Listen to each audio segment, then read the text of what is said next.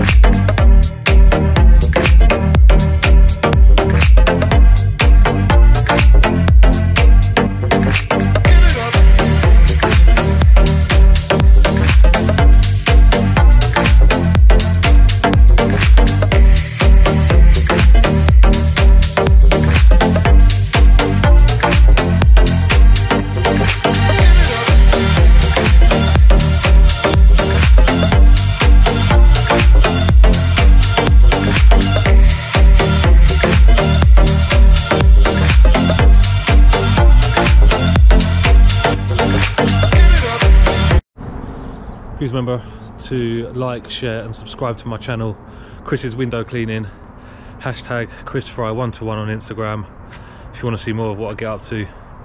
Yeah, let's go.